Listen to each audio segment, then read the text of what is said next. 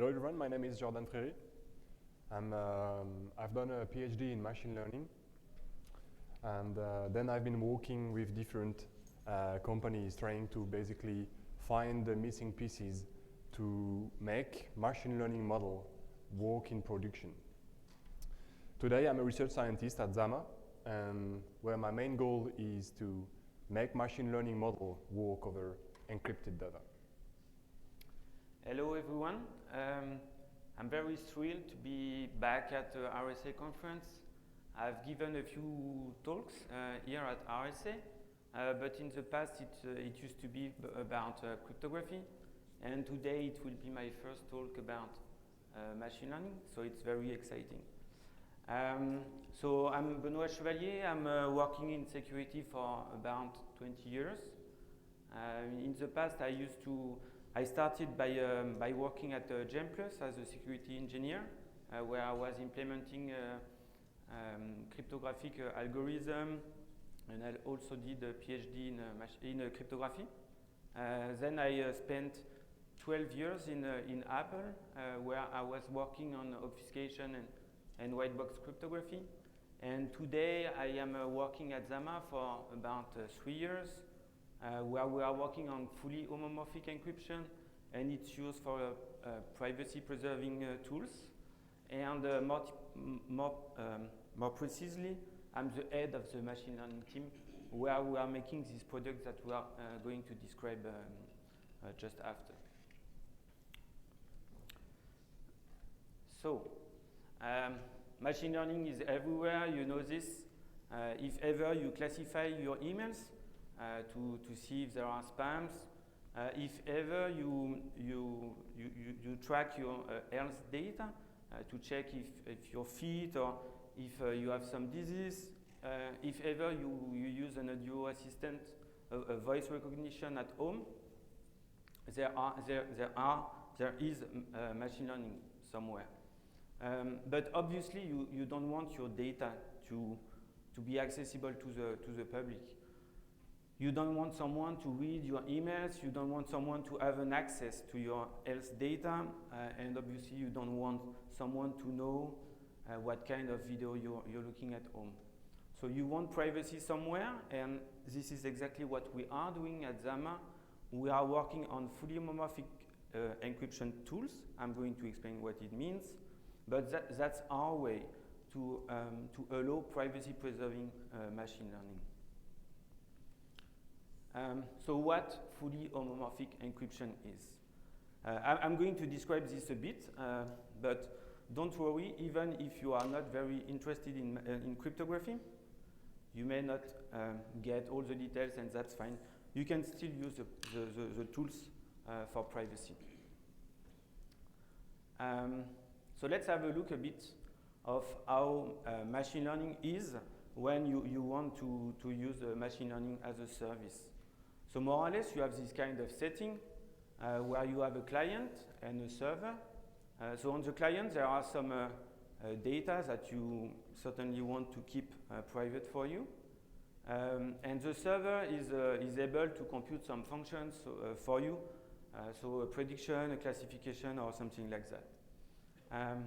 So what you do as a user, you encrypt the data X on your side just for the transport. So it is encrypted during the transport, but once you are on the server, it's decrypted. The key is shared between the client and the server. And then the server is able to run the function f, so the machine learning function, to make the prediction. The server has f of x at the end, and once again, during the transport, the f of x is going to be encrypted, and the client will decrypt it with the private key. So as you can see here, things are fine, except that the server knows the data in the clear. It knows x, and it knows f of x, which is something that we would like to avoid in privacy-preserving machine learning. So what we do with fully homomorphic encryption is something like that. So there is still an encryption on the client side, but the big difference is that the only person who knows the private key is the client. So you are going to encrypt with a special kind of encryption scheme, which is fully homomorphic encryption scheme. And you send this to the server, which doesn't have the key, so it's not able to decrypt it. But thanks to mathematical properties that I'm going to explain just after, it's still possible to transform the function f into an FHE equivalent, such that you can apply the function f directly over encrypted data. So you apply this new function f, the FHE version of f, only with a public key material. So things which don't leak the private key. At the end, the server has the encrypted version of f of x, which it is still not able to decrypt. It sends it back to the client, which is the only one able to decrypt this with a private key. So when you look at this, it looks a bit too magical. It doesn't look doable. Actually, it is, and we would like to show you this in practice. So next slide. So actually, we've done. Where is that? So actually, we've. Okay. Yes. Sorry. Actually, we have made some example of this on Hugging Face. So I guess most of you know what Hugging Face is. So if you go on Hugging Face and notably on the space by Zama, you will see some demo of fully homomorphic encryption.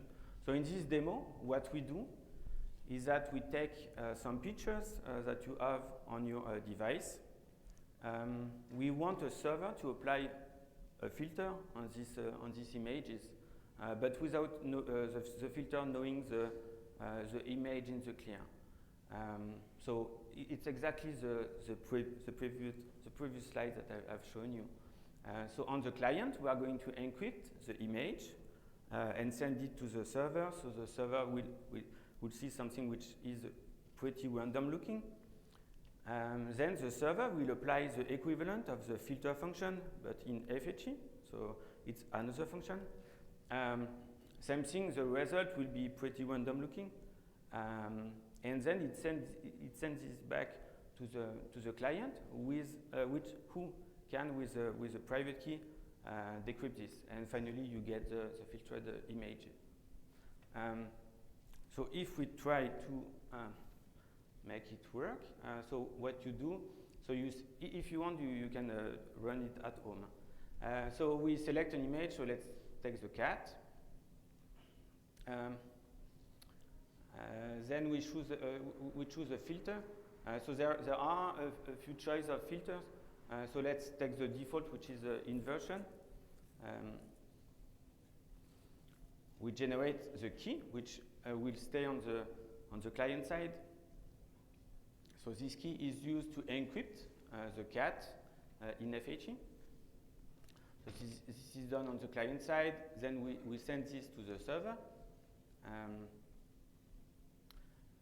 Then we are on the server, so we are running the FHE execution, so the server doesn't see anything. Then we send the encrypted output back to the client, so you see that more or less there is nothing related to the cat there, or you have very good eyes. And now we just have to decrypt with the private key, which stayed on the client side. And so you can recognize, so we have applied the filter, but directly over encrypted image.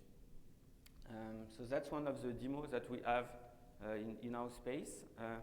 If you want, there is another demo about sentiment analysis. So which is, we take short messages and we can tell you, short messages which are encrypted, and we can tell you if they are positive or negative. Okay, so how is it doable, something like that? So we explained a bit the math behind. it's not very complicated. So the idea of fully homomorphic encryption is that the encryption is such that there is some kind of malleability, which means that when you have ciphertext, you can continue to process them, which is very special. Normally, an encryption scheme is not like that. So for example, if you have the encryption of an encryption of X and an encryption of Y, you can compute directly an encryption of the addition of X plus Y without knowing the private key. Same thing, if ever you have an encryption of X and you have some integer K, you can compute an encryption of the multiplication of X times K, still without knowing the private key. So that's something which is very classical for fully homomorphic encryption scheme. But the special weapon that there is in the encryption scheme that we use at Zama, which is called TFHE, is the third one, is what you have on the right. So actually, with TFHE, you can apply the equivalent of a table lookup, but directly over the encrypted values.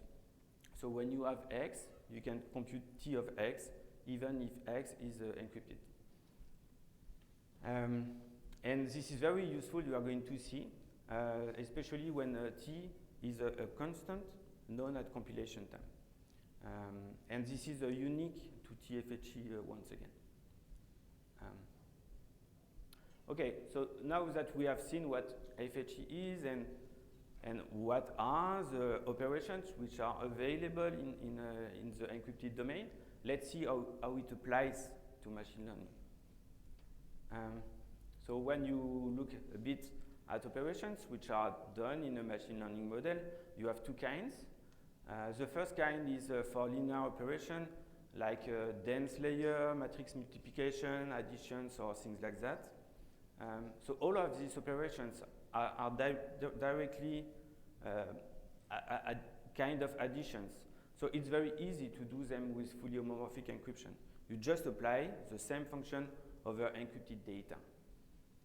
For activation, it's a bit different because activation are not linear functions, so you can't do them with the native operations of fully homomorphic encryption.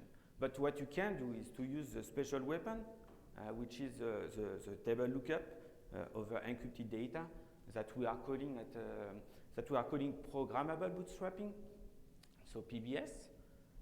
So PBS are a kind of operation which are quite slow, but they allow to do operations that you would not be able to do with another technique. So we replace all the activations by programmable bootstrapping, just by having a look to the domain of inputs when we execute the machine learning model, and we tabulate this operation for this range of inputs. So at the end, you have something like that, which is you have taken your machine learning model and you have replaced all the additive operations by additive operations in FHE, so the sigma. And for the rest, for the activations, you have replaced them by programmable bootstrapping, so that at the end you have something like that. So it's directly you can compute machine learning models over encrypted data. And now I'm going to let the room to Jordan. Thank you, Benoit. So yeah, now let's have a closer look to what machine learning is today and how we can actually match machine learning with FHE, fully homomorphic encryption. So the promise of fully homomorphic encryption is quite huge. You can basically do, in theory, all the operations that Benoit mentioned. So let's look what is actually happening behind the scene in machine learning and see what are the steps that are required from here. So machine learning today is basically two main steps. The first one is training.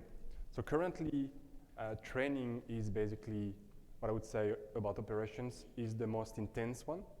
So today we tackle mostly the second part, which is the inference, where we make the model predict over encrypted data, right?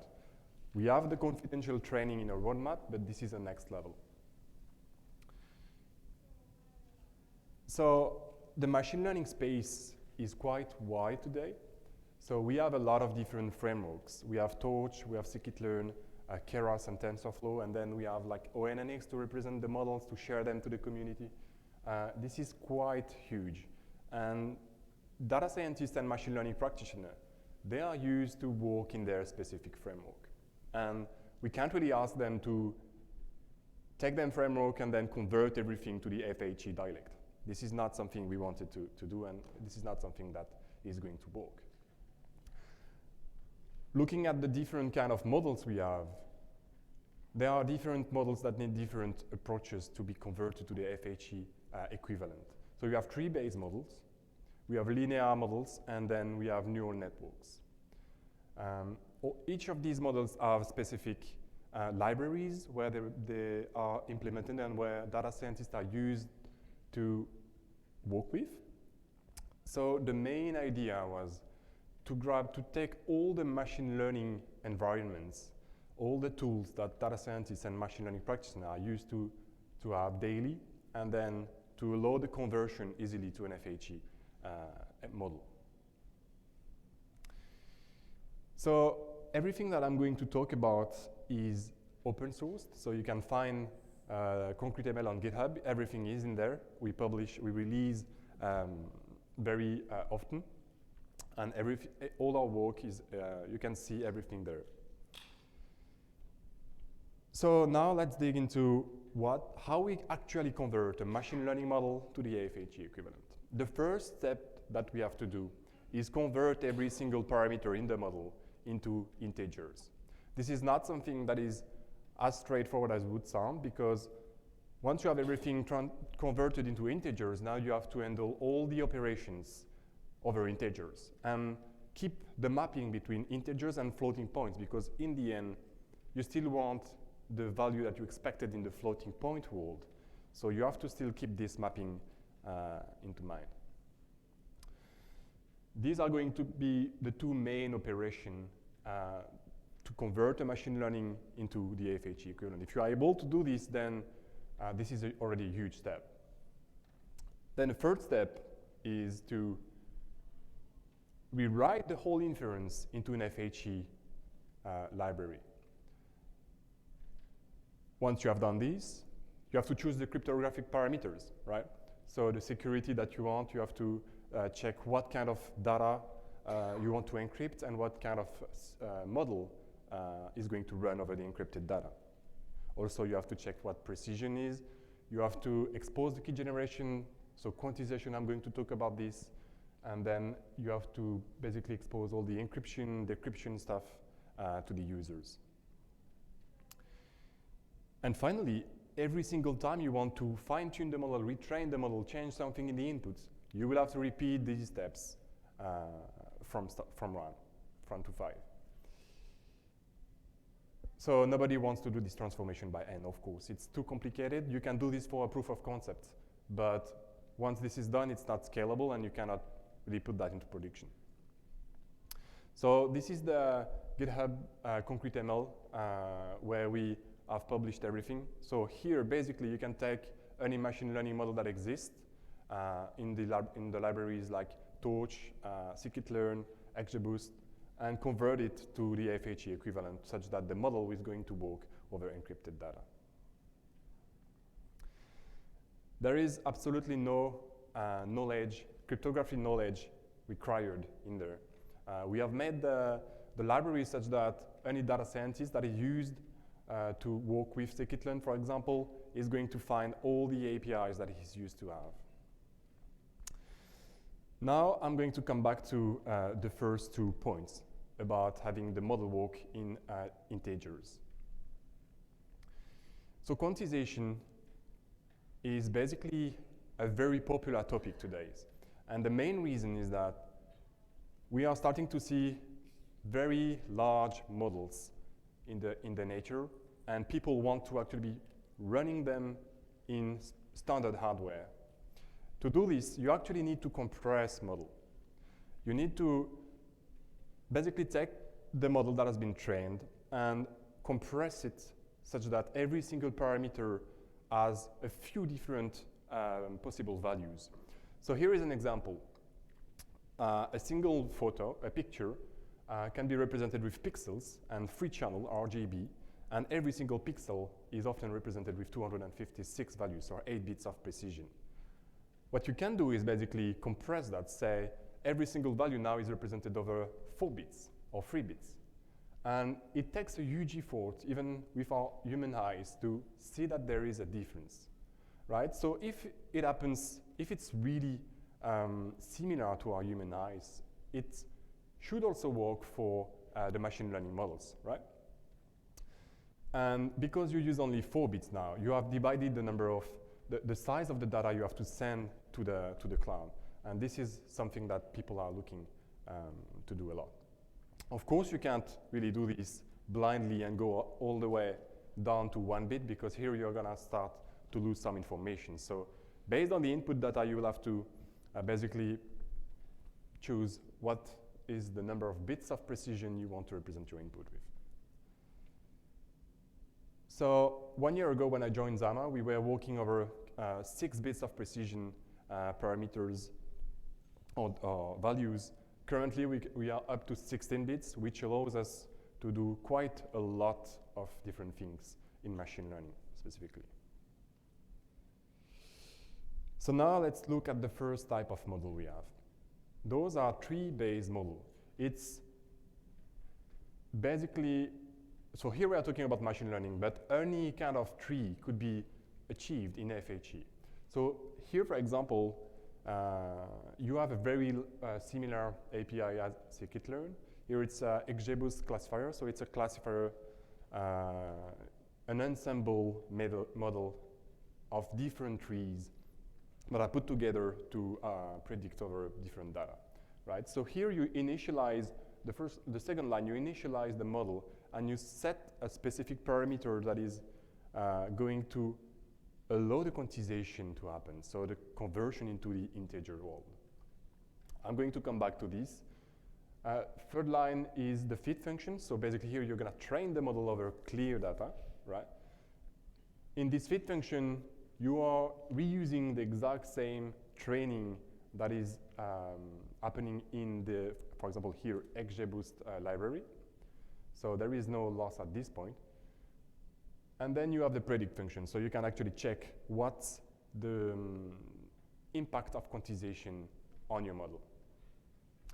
Once you are happy with the model, with the metrics, then you can go to the FHE world. Here we have a compile method where you pass in some data and where we are going to call a compiler, which essentially takes a Python function and converts it to the FHE equivalent. So you have to give some data such that you can basically build the boundaries of the ranges needed for the model to function correctly. And once you have done this, then you can basically do everything you want in FHE. So the first thing you can do is simulation. You can simulate, so take the model, the compiled model, and simulate over some data to check what are the accuracy. And you can execute. So the execute here is encrypting the data, running it in FHE, and decrypting the data so that you can have a feeling of the running time in FHE. About this. So I said the first and the most important parameter that you could set in this previous model is the number of bits of precision. This number of bits of precision in trees specifically impacts the input. So why it's important here? It's because, well, the more bits of precision you're gonna give to the model, the longer the FHE execution is going to be. For example, in this simple experiment, this is over a SPAM data set, where we start from 1 bit here, where the model kind of is random because there is not enough expressiveness in the data to basically achieve the task correctly. But as we increase the number of bits of precision, the model converges very quickly to the floating point equivalent. And we can see that at around 6 bits of precision here, we achieve almost 99% of the original model trained with floating point values. Why it's important? Because look on the right, for example, you will see that at 6 bits of precision, you can run the model in under 2-second mark. But if you want more, because your data has a very different distribution, then you can go to 8 bits, but you will pay the cost of the execution time. So one small thing to mention about tree is that you can imagine a tree is essentially one condition. If the condition is matched, you go right. If the condition is not matched, you go left, right?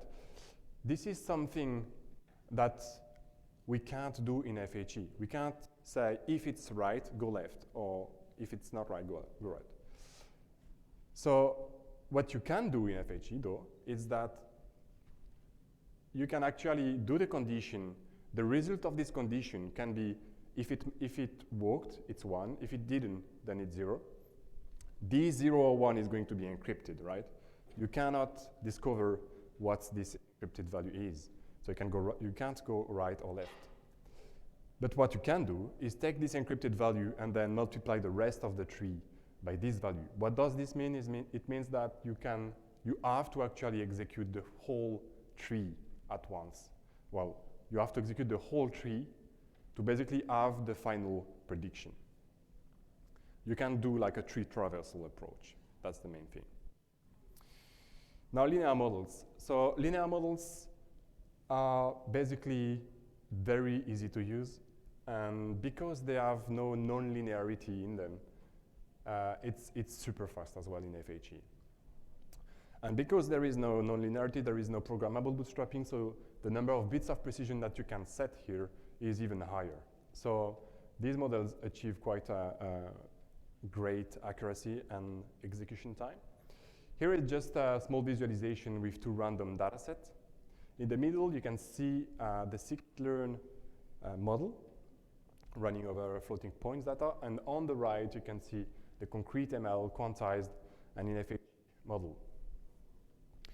You can see that the accuracy, bottom right, are exactly the same.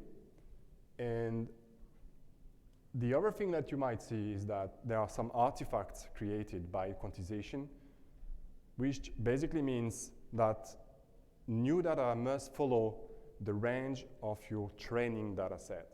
But this is something very common in machine learning. Once you train, you expect your production data, your test data, to follow the same distribution as your training data. And this is also important here because to remain in these ranges. So now come a most advanced part, deep learning. So deep learning can be explained, the complexity of deep learning can be explained by looking at a simple neuron, right?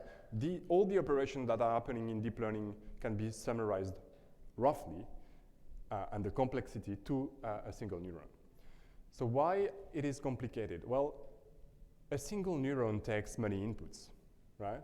And every single input is going to be multiplied times a weight. And at the end, everything is summed up together. Why it's a complexity here? It's because this y here, which is the final sum, can grow quite a lot, depending on the number of bits of precision you choose for your input and your weights, but also in the number of connections that you are going to use in your model. So there are a few things that we can tackle here. I talked about quantization. Quantization is, I'm going to talk about how we can improve quantization, but there is another thing that is being done quite a lot lately. It's called pruning.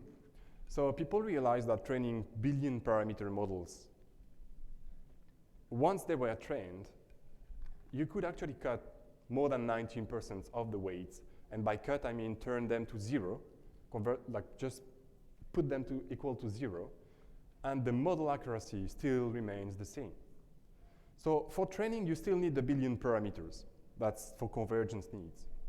But at inference time, a lot of the weights that you use at training time are useless for the accuracy. So this is something that we can use, and we use actually, we have built-in concrete-ML. So when you train a built-in model neural network in concrete-ML, pruning and quantization are happening. And so basically we just look at the weights and select those that don't have much importance in the prediction, and we just turn them to 0. So here you can see, again, a small example. You have 3 different kind of data sets, and then in the middle you have the scikit-learn neural network running over this data set. And on the right, you can see a built-in neural network in concrete-ML that achieves the same goal, the same task. So here you can see the artifacts of quantization. It's now not as smooth as in the beginning because you are not running in 32 bits floating points, but in 2 or 4 bits inputs and weights. And that's why the final model has the maximum bit width of 7 and not more. So here you can see that the accuracy is matched in most cases, but there are some times where the model misses the point. So we also offer in concrete-ML a custom API such that people that train model in Torch, Keras, whatever framework they used to have, they can also take their model and use it directly in concrete-ML. So how does it work? Essentially, so concrete-ML is friendly with a library that is called Brevitas. This library does quantization-aware training. So what does that mean? It's just another layer of a torch where you show to the model that it's going to be quantized during the training or during the fine-tuning. What happens is that now, when you backpropagate, so when you train the model and you update the weights of your model, they converge to a solution where quantization is taken into account. So here it's very important because now the model converges to much better solution with much less precision for the weights, inputs, and activation functions. So once you have done the quantization-aware training, and your model is quantized, and you know the metric, then you can essentially just call one function that is in concrete-ML, and this function is going to take your torch model and some inputs, representative inputs, and then convert everything to the FHE equivalent. Once you have done this, you end up with an object, a Python object here, that you can use to predict over encrypted data, right? So when you reach this point, you can essentially just deploy, because there is also a deployment part where you can basically split the client and the server such that you run the whole thing in production. And I'm going to leave the floor now to Benoit to give you some illustrative examples. Thanks a lot. So what are we able, or what have been able to do with concrete-ML for now in the team? So here is a few examples that we have done and that you can find on our repo. He told you that we are open source, so you can find all of this and reproduce on your side. So image filtering, so we have shown this to you on Hugging Face. If you want to apply a filter on an encrypted image. Same thing, sentiment analysis. So we take a short message, encrypted, and we are able to tell you if it is a positive or negative message. Obviously, there is a demo about MNIST recognition, MNIST classification, which is done by the built-in models, so deep learning, but done easily by concrete-ML, not the ones with Torch. There is also, we have participated to Titanic competition. So here it's based with it's made with a tree, so it's XGBoost. So you can see how it applies on encrypted values. And the most advanced examples that we have in the repo are about CIFAR, so CIFAR classification for the objects. So we are able to classify CIFAR, so CIFAR 10 or CIFAR 100 with deep learning. So here you will see examples of models made with Torch and Brevitas, so with Quad and with quantization aware training and that kind of techniques. So here we are coming to an end. So I would like to thank you for your time. So if you were just curious, I hope you enjoyed this presentation and learned a few things. But if ever you want to go further, that would be great. So what I can recommend you is to go to our GitHub and try to reproduce our examples. So we have a bunch of them, and once again, and that's the last time I say it, we are open source, so you can reproduce everything we are doing in the team. We are also making quite some efforts on the documentation, so hopefully you will find things quite easily to use. We also have made some efforts, so he explained it, to be very close to the APIs of scikit-learn and of Torch. So if you are familiar users of machine learning, normally you are quite familiar with concrete ML use. But as things are never perfect, there is also some support by the company. So we have a few channels. So you can go on Discord and ask us what are your bugs or what are the things that you are not able to do. You have also a community forum, and we are happy to help you with to fix the problems. And maybe last thing, so we have made some scientific papers about how it works under the hood. So if you want to read formulas, if you want to read more academical papers, there are two of them. So one is for deep learning. So what Jordan explained to you about pruning, about quantization, about making integers smaller so that it's more efficient. And this one will appear at CSCML conference. And there is another paper which is a preprint, which explains how you can do tree-based models, which is not obvious. Because when you think about trees, as Jordan explained, you think about branches which are not compatible with FHE. But as he explained, it is possible to still compute the prediction of tree-based models. That's it for us. Thanks a lot. Maybe now it's time for questions.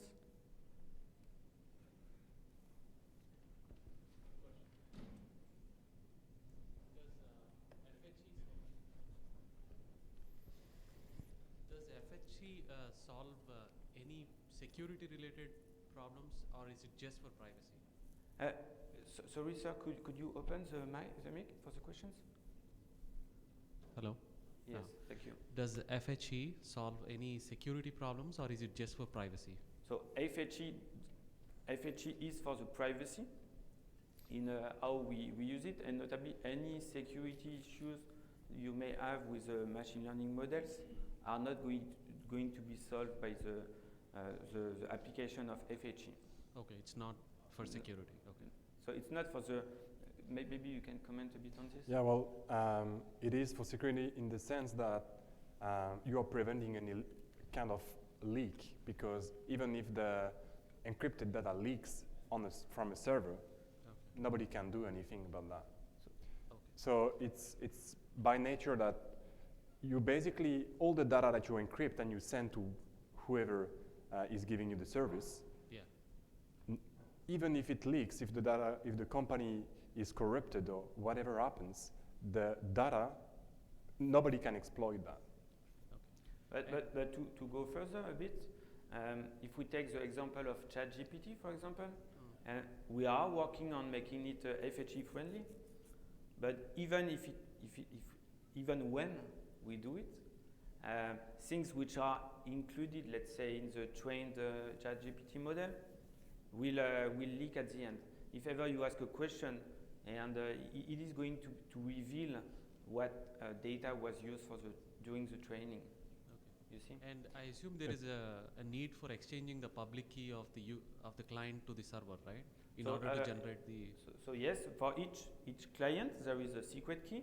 So it has some public key corresponding to it, and notably for the PBS programmable bootstrapping, you have some keys that you need to send to the server. What is the mechanism for that? Sorry? What is the recommended mechanism to exchange those keys? Actually, so it's like a classical public keys. So it's a public key infrastructure. Okay, so if someone implements FHE, the service is expected to ask for public keys from the clients, right? Either upload a public key or yes, or yes. Okay. Hi, thank you. Sorry. By the way, we have Pascal, our CTO, who is just there. So if you have other questions, you can also discuss with him after the talk. All right. Yes, sorry. Yeah. So he was waiting there. Pardon, but I don't know. Sorry, yeah. Who was first? I don't know. I think I was first, but Okay. yeah.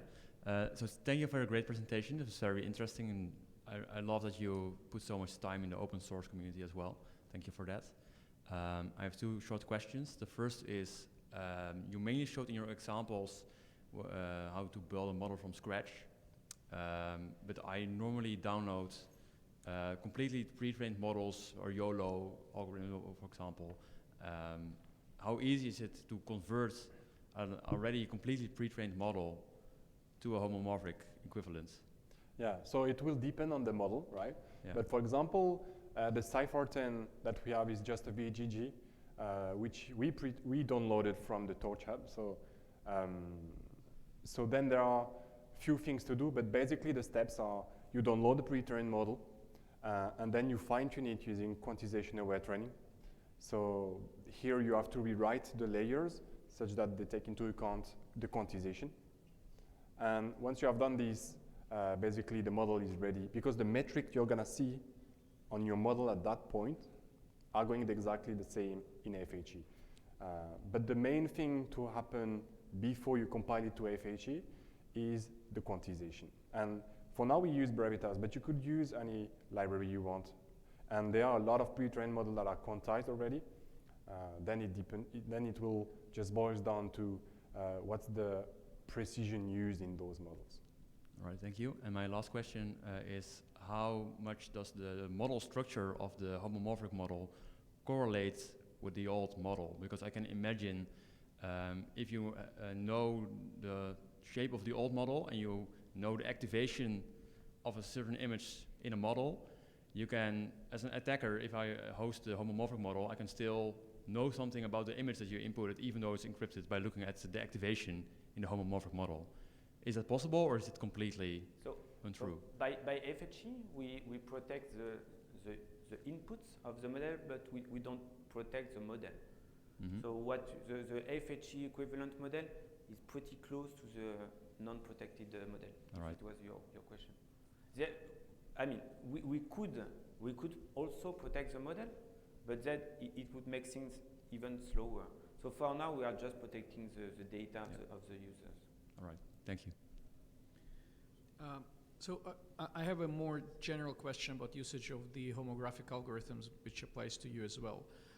So I have two questions. First, in terms of the type of crypto used, I mean, today a lot of systems require to be FIPS compliant. So yes. Is this just all standard crypto implementation? Do you need any customization of the actual crypto? So for now, you're right. There is no standard for the fully homomorphic encryption. We are using a scheme in Zama, which is called TFHE, which is one of the two main schemes used by the cryptographers. So it's pretty common to cryptographers, but still we are working also with ISO and organizations like that to have a standard for it. Okay, so this TFHE thing is there's no FIPS equivalent for it? No. If you want, you can discuss later with Pascal, who is at the ISO to work on this subject. Well, ISO is not exactly FIPS, right? Because because a lot of we see, like, from I'm thinking about commercializing some of these things. We see a lot of requirements from various, especially U.S. Organizations. Like, it's an absolute requirement to have no non-FIPS compliant crypto. Can I deal with it? Sure.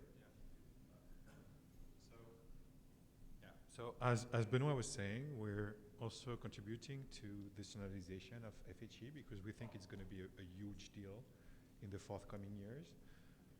So right now within ISO, so I totally agree, of course, ISO is an international organization, it's a standardization body. It works like the United Nations, so you don't represent your company or anything, you represent your country. So you try to advance the field of cryptography, and we see obviously a big need for privacy. What we mean by privacy, by the way, is like confidentiality, right? It's data privacy. But the need is so big, and the potential of, the revolutionary potential of FHE is so huge that we thought from the get-go that we should contribute to standardization and provide actual specifications to the industry so that they can invest in the technology and so on. But you're right, it's nothing to do with FIPS. But at the same time that we're doing this with ISO, NIST is actually internally like starting to wonder, okay, this seems like pretty cool, pretty disruptive, and this is the future of cloud computing, and also maybe Web3. So they're thinking about homomorphic encryption, and there is a call ongoing that has to do with like threshold cryptography, so not exactly fully morphic encryption, but they're also opening the floor for suggestions for threshold FHE, which is something that, by the way, we're doing with applications to the blockchain, not for machine learning. But I think at some point, NIST will probably like surf the wave and start like creating regulation for guidance, informational, support for the industry, and probably it will convert into regulations, and there will be like certification schemes for how to implement fully morphic encryption. But essentially, there's a crypto front end when the user has to encrypt and decrypt on the fly. So this you still need to protect, right? So you need some kind of a FIPS 140-4, I think now, to protect that part.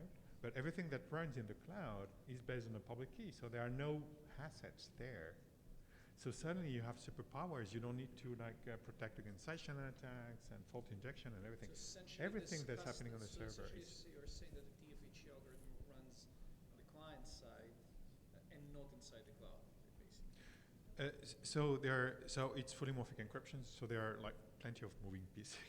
It's not as simple as encryption. So there is key generation, encryption, and decryption that are happening on the client side, but then everything that is happening computationally, like the homomorphic processing part, there are also like operations that are supported by TFHE, homomorphic operations that the server can run in the cloud. And these you have to specify as well. So that's why they're included in the standard. That makes things a little bit more complicated to explain and to specify in the standard. But once it's done, and by the way, TFHE is one of the 4 mechanisms that are going to be standardized in 2024 by ISO.